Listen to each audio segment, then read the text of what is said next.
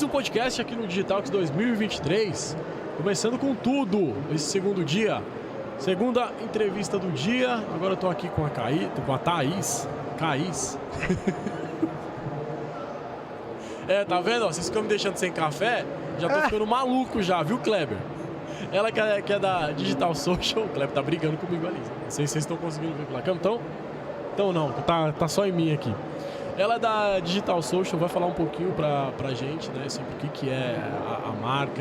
Eles estão com o stand aqui do lado, né? O Kleber teve que dar um pulo pra puxar o pessoal lá. Aliás, hoje todo mundo tá conectado, foi lá buscar vocês, né? Até o pessoal nossos colegas da assistência social também veio. Me entregaram esse flyerzinho bonitinho aqui, né? Eu fiz uma confusão agora há pouco e agora ela vai falar um pouquinho pra gente o que é a Digital Social. O que eles atendem? Como é que funciona isso aí? Claro, é um prazer estar aqui. Bom dia, muito obrigada pela oportunidade. Acho que é muito bacana a gente trocar e conversar bastante, principalmente nesse evento aqui que traz inovação e tecnologia. Basicamente, eu quero começar contando um pouquinho da minha história, que é uma história que se funde com a Digital Social. Eu sou jornalista de formação, então eu entendo totalmente o que vocês estão passando aqui. Então você é triste igual a gente?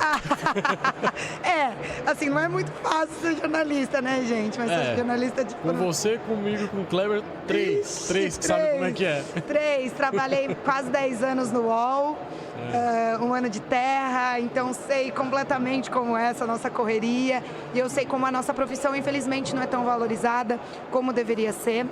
Então, até por isso que eu começo com a minha história. Depois de muitos anos na imprensa, eu via que as vozes precisavam ser reverberadas de uma outra forma. E essas vozes, que eram nossas fontes, né, principalmente, dentro das nossas reportagens, elas precisavam de um incentivo maior. Porque só o jornalismo para reverberar não estava funcionando, ao meu ver. Então, como a gente contava a melhor história por meio de vozes influentes com uma mídia importante vindo de grandes marcas. Então, isso ficou na minha cabeça desde 2013 e eu pensava, cuidei de vários blogueiros, cuidei de muita gente desde o começo. E aí eu pensei em migrar, fazer uma migração de carreira e voltado para o marketing, mas sem perder a nossa base de conteúdo e estratégia que a gente faz nas nossas reportagens todos os dias, por meio de marcas também. Naquela época, em 2013, não existiam os influenciadores que existem hoje. Existiam, mas eu não gosto muito de falar de influenciadores digitais. Eu acho que todo mundo influencia todo mundo. Sim. Por isso que eu falo que são vozes, que eram as pessoas que davam as entrevistas pra gente, que elas precisam ser reverberadas. Hoje, essas vozes são impulsionadas pelas redes sociais e as pessoas seguem essas vozes. Então, desde 2013, eu vi uma crescente. E aí eu fui fazer marketing. Eu falei, como é que as marcas podem nos ajudar a levar conteúdo também por meio dessas vozes? Como um patrocínio de uma marca é importante para que essa voz influente chegue em mais ouvidos, em mais pessoas. E a partir disso eu passei por diversos lugares, várias agências de publicidade, me chamaram numa agência do Vale do Silício para trabalhar voltado principalmente com o PR digital, né, que hoje virou marketing de influência. Naquela época eu não sabia de fato o que era, nem tinha muita gente no Brasil fazendo. E aí comecei a criar estratégias por meio dessas vozes para grandes marcas. Ganhei um Facebook Awards com Fiat, lançando um carro, como a gente faz um lançamento de carro para uma marca contando histórias de pessoas e tendo repórteres, como a gente faz, como a gente de fato sempre fez no jornalismo, mas que essa marca ela fosse reverberada de um outro jeito por amantes de carros também. Enfim, passei por diversas agências até que em 2018 eu montei a Digital Social. O que é a Digital Social? É um hub de inovação, criação e planejamento por meio de vozes influentes. O que eu quero dizer com isso? Para ficar muito claro aqui no início desse podcast nosso. A gente faz projetos criativos e planejados por meio de KPIs dos nossos clientes, objetivos das marcas, para que o influenciador ele seja o meio, essas vozes que eu estava falando no início, ele seja o meio para conduzir uma conversa, para contar uma grande história, para que a marca ela esteja dentro da realidade dessa pessoa, dessa vida real. E é isso, hoje a Digital Social atende diversas marcas nesse segmento e tudo, obviamente, que baseado em tecnologia e inovação. Mas aí então, a digital ela funciona dessa forma. Uma marca vem, procura vocês, um exemplo que você deu, né? De um lançamento de um carro e tal. Aí cabe ao papel de vocês escolher influencers, planejar a marca, saber como é que vai fazer e tal. E como é que são esses detalhes? Esse exemplo, né? Eu quero lançar o carro da Conectados. Eu te dou todos os detalhes. Olha, o carro ele tem que ter isso, ele tem que ser azul, né? Azul e verde. Na parte do rádio dele, tem que tocar web rádio. Não só Conectados, mas todas as web rádios, né? Enfim, te dou todos esses detalhes. Como é que é, quando vocês recebem tudo isso? Como que é o planejamento? Como que vocês pensam? Como é que vocês chegam a parte de escolher o influencer? Falando, não, peraí, talvez esse influencer seja melhor. É por número de likes, enfim. Sim. É o que ele está falando no momento. Como é que funciona tudo isso? Na verdade, tudo isso que você falou quando você falou do carro da Conectadas, você me deu um briefing. Isso chama-se um briefing. Quando chega esse briefing pra gente, a gente vai entender, tá, beleza, qual que é o objetivo? O objetivo é lançar um carro e as pessoas conhecerem sobre esse carro. Obviamente que a consequência é a compra desse carro, mas naquele momento eu não sei que esse carro existe. A partir do momento que eu não sei o que ele existe, qual é a história que eu vou contar? Como eu faço isso por meio de redes sociais? Como eu faço isso por meio de uma ativação? Eu vou entender como contar essa história nas redes sociais. Eu pego primeiro e planejo. Olha, qual vai ser a minha tagline? Sobre o que eu vou falar? Quais são os tipos de comunidades que eu quero impactar? É um carro acessível? É um carro, sei lá, high luxo? Eu preciso entender tudo isso. Qual é o público que eu quero angariar? Porque a partir daí eu vou entender qual é a melhor rede social para contar, qual é a melhor ativação que eu vou fazer, qual é o melhor evento que eu vou fazer, qual é o melhor press kit que eu vou enviar para esse cara, porque aí ele vai, dentro da vida real dele, entender por que aquele carro é útil. E aí eu falo, beleza. Aí eu comecei o meu projeto, entendi qual é a comunidade que eu quero falar. Se eu quero vender um carro acessível, é aquela pessoa que precisa muito do carro no dia a dia e que o transporte público já não é mais acessível para ela. E, infelizmente, no Brasil, a gente sabe que o transporte público é muito ruim, então a gente vai pegar pessoas que precisam e têm essa necessidade. Quais são essas comunidades? Sei lá, não é um amante de carro, porque o amante de carro não vai comprar esse carro. Então, a gente começa a estudar uma comunidade para falar com ela diretamente. E esse estudo de comunidade, a gente entende qual é o melhor influenciador dentro daquela comunidade que vai reverberar isso dentro da realidade dele. Não adianta ser uma influência por números só. A influência por números não funciona. Ela funciona para te trazer um awareness, mas de fato aquela pessoa tem que ser real, para outras pessoas quererem comprar o carro. E a partir disso, obviamente que o número é importante também para uma análise, é importante para uma análise. Mas se você entende que talvez o engajamento daquela pessoa, que aquela comunidade de fato faz um efeito positivo para o carro, às vezes o número vai fazer nada de diferença. Nenhum tipo de diferença. Né? Exatamente. Então, e tem isso de, às vezes, chegar algum cliente para você e só na base dos números. Sim. E tal, e às vezes, sei lá, você traz esse influencer e fala, olha, talvez esse aqui seja muito melhor para sua marca, porque assim, ele é um pouco menos engajado, ele tem um pouco menos de seguidores do que você quer, mas olha, é aquele público específico. Isso. Como é que essa parte de você trocar ideia com o cliente para tentar convencer? Olha, Guga, a gente faz na Digital Social, nosso diferencial do mercado, até eu não conheço um concorrente direto nosso, até assim, a gente sempre pede para apresentar porque seria algo legal, porque a gente é a base de consultoria. Nosso cliente chega lá e eu vou falar, olha, o melhor para você, o que eu estudei aqui, às vezes não é nem fazer influenciador, tá? Às vezes não é. Às vezes, eu vou falar, investe em mídia, que você vai ter um lucro muito melhor. Ou então, você não está, de fato, 100% alinhado com o propósito de um influenciador. Então, eu tenho muito essa base consultiva. E eu explico muito para o meu cliente o porquê das coisas. Obviamente que todos os dias um cliente vai pedir um influenciador grande. Eu falo, olha, a gente até pode fazer um influenciador grande, vamos fazer. Você tem dinheiro para isso? Você não vai ser um gasto desnecessário para você? Então, eu quero contemplar e mostrar que a influência, de fato, precisa ser assertiva com o objetivo. Então, meu trabalho é consultivo também. Eu vivo nessa de mostrar, olha aqui você tem mais engajamento, aqui você vai para o público certo, eu mostro. Obviamente que tem cliente que vai querer seguir pelo dele. Mas, depois no resultado, ele vai dizer, olha, a gente sempre tem cães arrependidos. Isso que eu não culpa a própria agência, né? Isso aí também, normal. Às vezes a pessoa nem enxerga. É normal, é normal. A gente tem muitos cães arrependidos. Depois, a DS falou, sim, a DS falou, porque a gente tá o dia inteiro aqui. A gente está estudando o dia inteiro, a gente estuda essas pessoas.